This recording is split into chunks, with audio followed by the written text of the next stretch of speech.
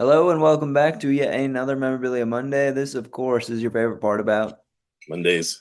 I'm John, and with me, as always, is my old man, It's Bob the Collector. Collector. How you doing? I'm doing good. It's been a good weekend of football so far.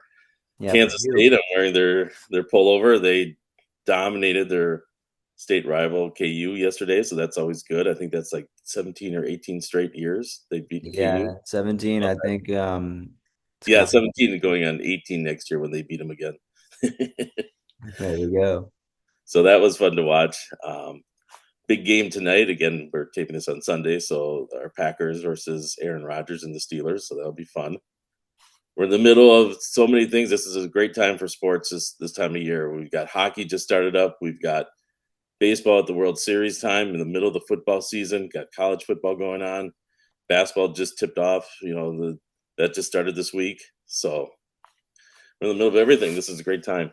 Yeah, we really are, and the World Series got a series here, 1-1. Yeah. Toronto and LA, probably more wins than anyone thought Toronto was going to get. But I know when we talked over the phone as to what you might bring out, there were so many options today because of all the sports going on that I think you were between, I don't know, about 6 or 7 items. Um, but what did you end up going with? I went with baseball. We're in the World Series. I think I have to do something baseball related. This has to do with Cy Young Award winners, and this I think that'll be announced right around Thanksgiving time. So middle to late November. So it's a few weeks away, but be interested to see who wins it in 2025. Do you have any predictions? Well, I think Scooble's got to win in the AL. I mean, that's a no-brainer. So dominant for Detroit. So fun to Mhm. watch, honestly. Yeah, And then in the NL, it'd probably be Skeens just because of that dominating ERA. But with Pittsburgh, you don't get the wins chalked up as much. And I like Freddie Peralta. I don't think he'll get it, but I think he meant a lot to that Brewers team that probably shouldn't have been as good as they were. right, right. Yeah, but Skeens with the 1.97 ERA, that's hard to argue with. Yeah, it really is. So, but I'm looking back. I'm looking at Minnesota Twins Cy Young Award winners. There's been three of them. Do you have any idea who they could be? One is from your era, Well, I know that one. That's got to be Johan Santana. right? 2004, 2006. He won it twice. Wow. Um, I still remember being at that Texas Rangers game when he struck out 17. Yeah, It was just unhittable. that Um, changeup was, yeah. No one could hit that changeup. right. Um, did Blyleven win one? Blyleven surprisingly did not. I think that's one of the reasons why it took him a few years to get into the Hall of Fame. But yeah, he did not win a Cy Young. Interesting. Frank Viola, Yes, Frank Viola did in 1988. Again with the circle change. a This is dominating dominating pitch. pitch. Yep. Yeah. One other one. Um, I'm thinking yesteryears, so around like the World Series when they were playing the Dodgers in the 60s. Yeah. I just can't think of the pitchers on that staff. I can think of Harmon, I can think of, all those guys, but can't think of any of the starting pitchers. Jim Perry. Oh, Ring a well, bell? yep, there we go. Yeah, 1970. He was 24-12. Oh, So wow. a dominating year for him. His ERA was 3.45. He had spent, I think, 17 years in the major leagues, 10 years with the Twins, and then he was with Cleveland for, I think, another, 6 or 7 years, then a few teams at the end.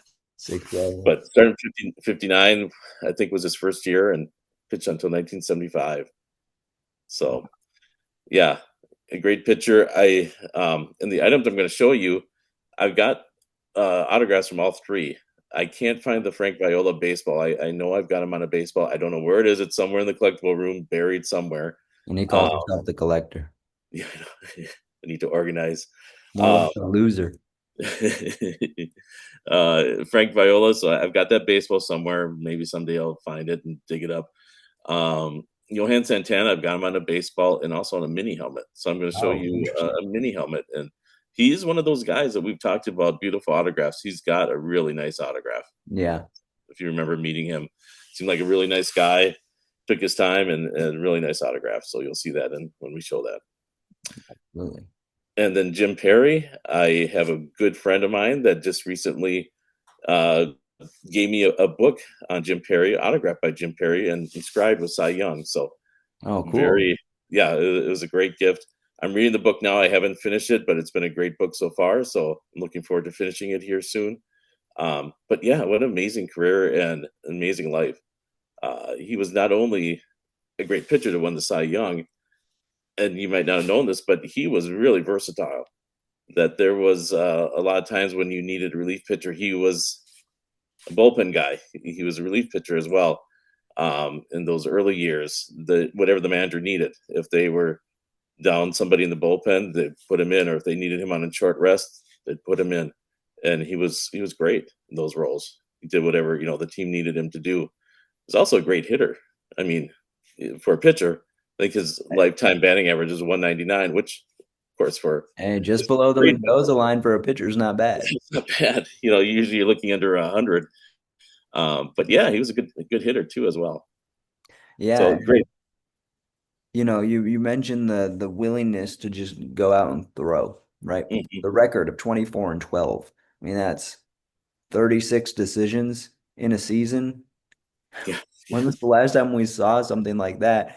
I right. mean, these pitchers, they're so good, but they're throwing so hard with such movement that I feel like they're being kind of coddled because the arm issues, and they don't want their star pitcher to blow out their arm, which makes sense. Hmm. That's why, again, going back to the World Series, I think it's one of the more remarkable things is, Yamamoto for the Dodgers pitched a complete game Yeah, what a shot. yesterday. He pitched a complete game against the Brewers as well.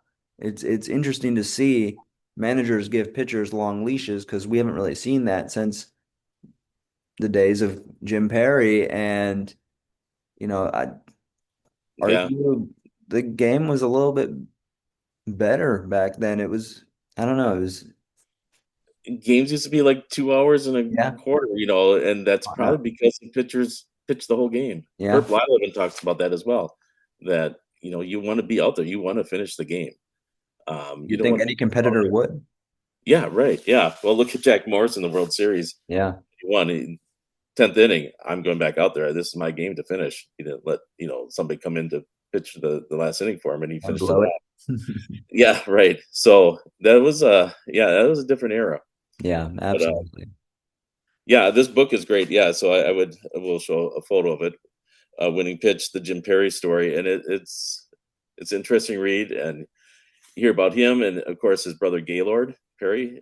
Jim's the older brother of Gaylord, um, Major League Hall of Famer, a pitcher as well. I remember reading his book, Me and the Spitter, back in high school days. So yeah, yeah, interesting story, interesting family, and it's a great read. Yeah, So absolutely. thank you again to my good friend Laurie for giving me this book, and yeah, I really appreciate it. Yeah, that's really cool. And shout out to Lori for that one. We appreciate it.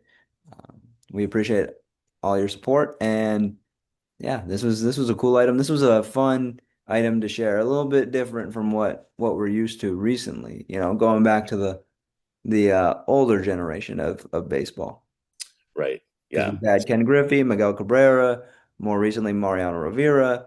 Now we're going a little bit further back, and I love it. So. yeah, and that's my era too. The not so much the '60s, but the '70s, and just that era of baseball. Yeah, absolutely. I mean, you got all the Harmon Killebrew Hmm. card collection. That's also on our channel. But yeah, that's your spot. That's your sweet spot, if you will. That is, yep. That was right down the middle, ready for me to in my wheelhouse to hit them There real we go. fast. All right. Well, Collector, do you have anything else you'd like to add? I don't think so, other than looking forward to the game tonight with the Packers, hoping for a win, and looking forward to the World Series starting up again tomorrow night. So yeah, by next week we might have an answer on the World Series champion. Absolutely.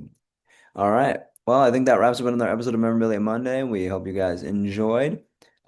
Be sure to like, comment, and subscribe to help grow our YouTube channel. And we want to know, who do you think should be the Cy Young winner this year? Do you think it should be Scooble and Skeens, or do you have somebody else in mind? And thank you again to Lori for providing us this item. We really appreciate it. It's a really cool item, like the collector mentioned. And yeah, I think that's about it. As always, remember to keep it mint. Keep it gem mint, just like these Cy Young Award winners for the Twins. Keep it gem mint, everybody, and we'll see you later. All right, bye.